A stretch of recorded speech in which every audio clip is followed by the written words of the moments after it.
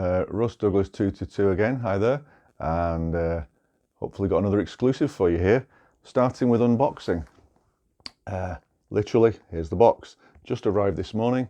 This is the brand new PARD SA25 Thermal rifle scope.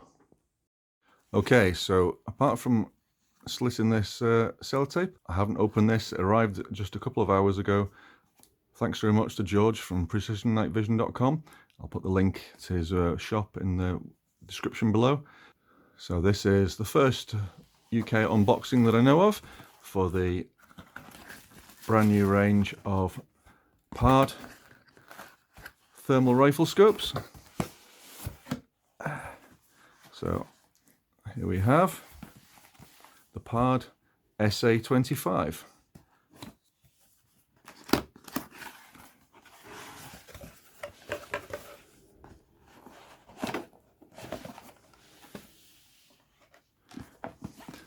Again, another nice durable case, pretty robust, similar to those you get with the PARD 008 and 008 LRF.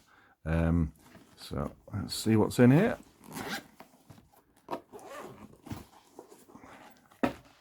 Right, we've got, I kind of know what to expect having already bought. Ah, okay, interesting. It's a PARD charger. That's new. PARD charger for 18650 lithium-ion battery. So that's a new one, and give you a close-up of that.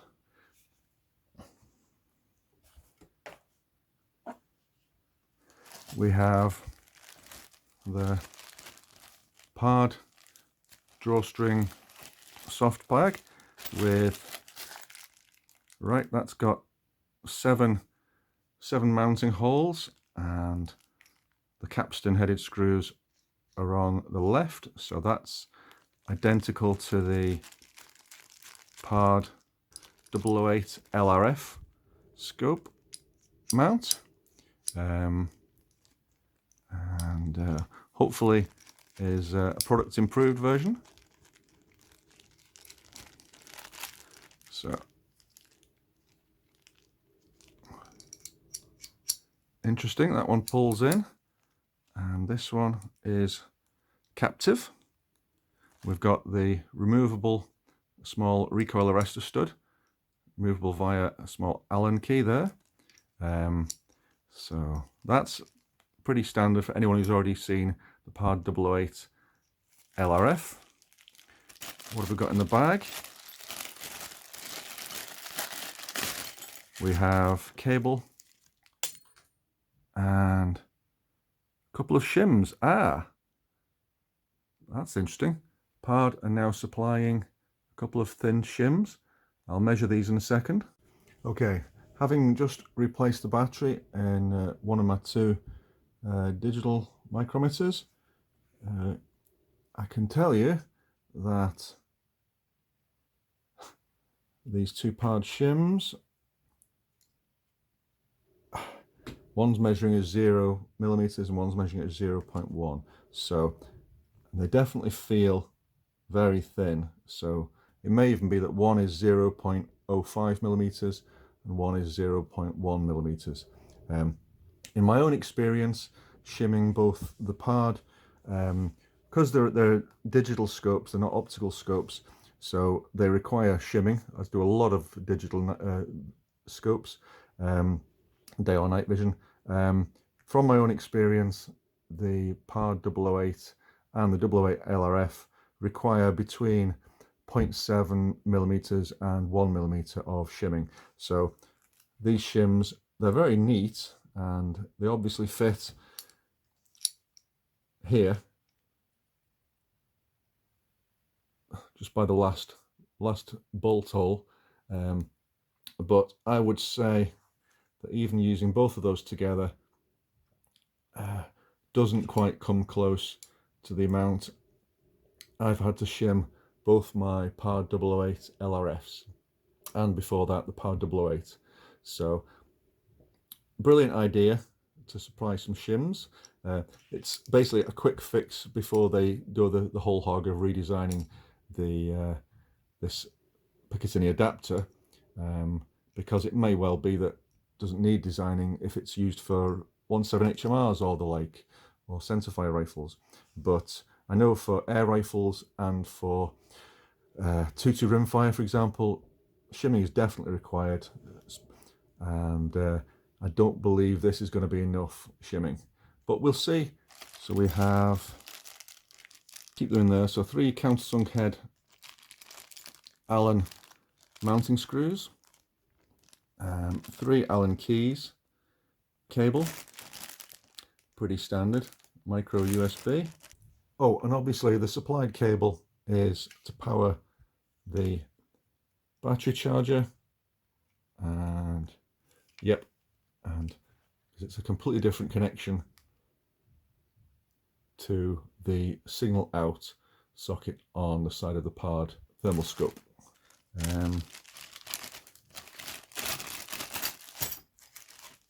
We have, as I say, 2 very small shims, and it's 2 tiny grub screws. So I'll check in the instructions and see what those are for. Right, and we have the PARD SA25. 25 comes with a lens cap. SA25 being the 25mm objective lens version, and being thermal, of course, there's no infrared illuminator, so standard battery compartment on top, and where the IR illuminator lens would be, that's the on-off button. So we've got the magnifying glass to zoom, we've got a plus and another plus. Second button is menu or OK with the raised edges on it, you can just see there.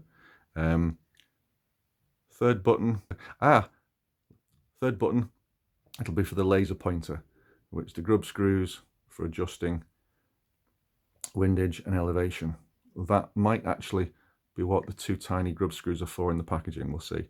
And the last button, golf flag, and if you have this version being the non-LRF, if you have the LRF version, the rangefinder module will be on here, presumably 28mm wide as per the PARD 00 LRF, and that's the button to control it.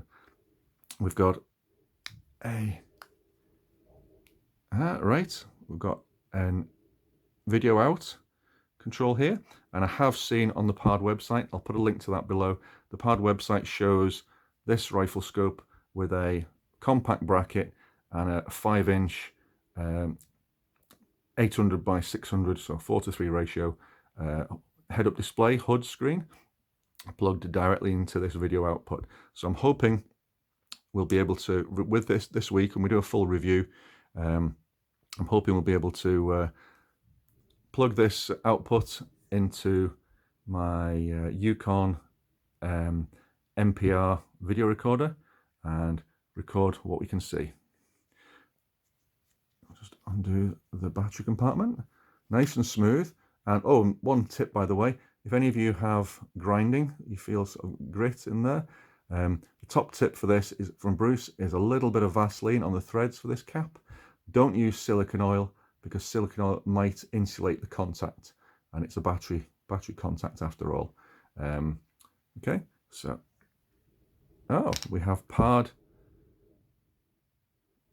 lithium-ion 3.7 rechargeable PARD batteries, 3200 milliamp hour charge, standard 680 milliamp hour, rapid 1700 milliamp to 4.2 volt, max continuous discharge 8 amp, cut off 2.8 volt. So flat top battery, but with the plus, positive end being flat-ish and negative being completely flat. PARD branded batteries, so awesome.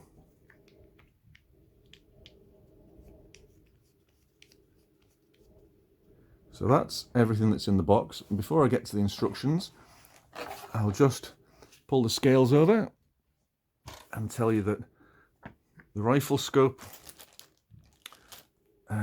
without the four little tiny screws. The rifle scope itself and its mount weighs just under 600 grams. So pretty damn good. Right, instructions, rear pages. Oh no, the early pages are in Chinese, and from way through, PARD SA series. Keep lens cap on when not in use. If you do not plan to use it for a period of more than 10 days, you should remove the battery. Good advice.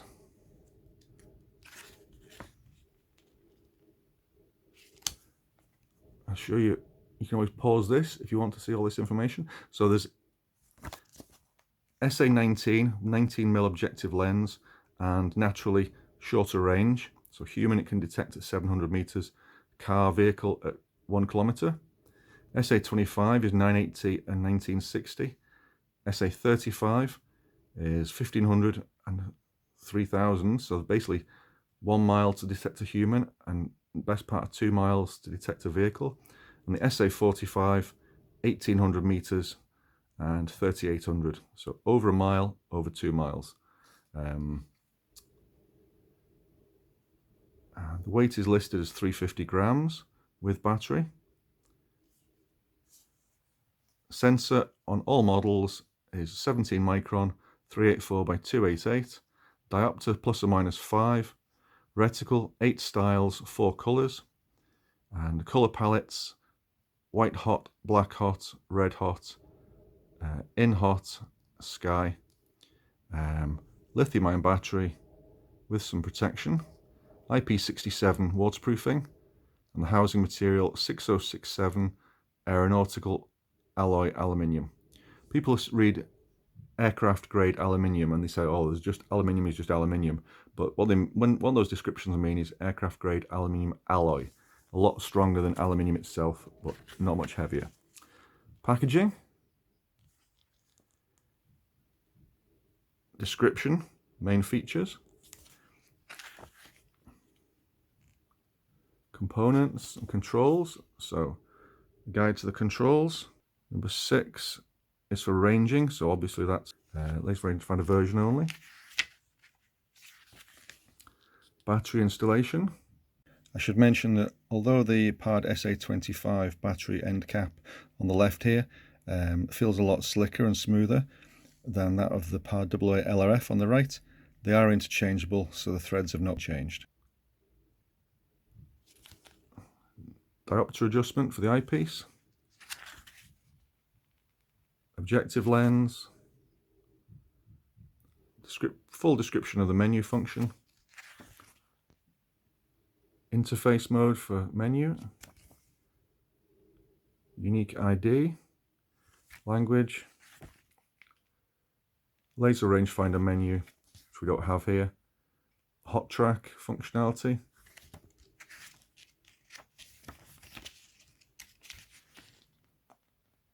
Compass and posture, so that'll be the inclination, I would think, in the direction it's pointing in. Brightness and contrast function. Menu for sharpness.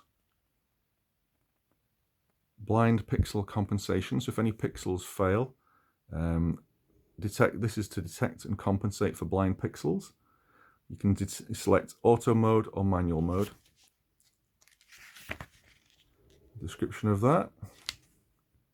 2 pages. Menu mode, default setting. Time.